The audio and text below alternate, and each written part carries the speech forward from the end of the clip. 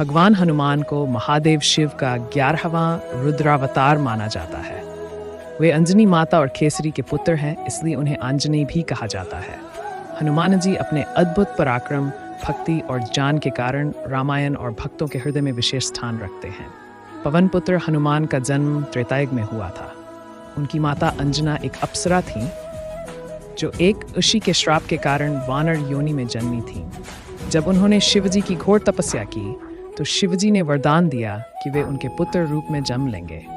दूसरी ओर जब राजा दशरथ पुत्रेष्टि यज्ञ कर रहे थे, तब अग्निदेव द्वारा दिए गए प्रसाद का एक भाग गरुड़ के माध्यम से अंजना को प्राप्त हुआ।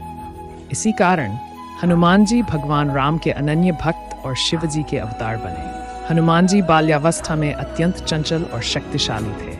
एक बार वे उगते हुए सूर्य को फल समझकर आकाश में उड़ गए और उसे निगल लिया। इससे संपूर्ण सृष्टि में अंधकार छा गया। तब देवताओं ने इंद्र से प्रार्थना की, जिन्होंने हनुमान जी पर वज्र का प्रहार किया। इससे वे मूर्छित हो गए और उनकी ठोड़ी हनु पर चोट लगी, जिसके कारण उनका नाम हनुमान पड़ा। पवनदेव अपने पुत्र की ये दशा देखकर क्रोधित हो गए और पूरी सृष्टि की वायु को रोक दिया। देवताओं ने हनुमान जी को अनेक वरदान दिए, जिससे वे अजेय, अमर और महाबली बन गए। हनुमान जी को अपने गुरु सूर्यदेव से सभी वेदों और शास्त्रों का ज्ञान प्राप्त हुआ। वे भगवान श्री राम से उनकी वनवास यात्रा के दौरान पहली बार इष्टमुख पर्वत पर मिले, जहां वे सुग्रीव के मंत्री के रूप में कार्यरत थे। हनुमान जी ने श्री राम की चरणों में शीश नवाया और उनका परिचय प्राप्त कर उनके प्रति अटूट भक्ति प्रकट की। जब माता सीता का रावण ने हरण कर लिया, तब हनुमान जी ने लंका जाकर माता सीता को भगवान श्री राम का संदेश दिया। वे अपनी पूंछ में आग लगाकर पूरी लंका को जला आए और रावण को श्री राम की शक्ति का आभास कराया। लंका युद्ध के दौरान हनुमान जी ने कई महत्वपूर्ण कार्य किए। जब लक्ष्मण जी मूर्छित हो गए, तब वे संजीवनी बूटी लेने हिमालय पहुंचे। चूंकि वे सही जड़ी बूटी पहचान नहीं पाए, इसलिए वे पूरा द्रोणागिरी पर्वत ही उठा लाए। उनकी इस महान सेवा से श्री राम अत्यंत प्रसन्न हुए और उन्हें अजर अमर रहने का वरदान दिया।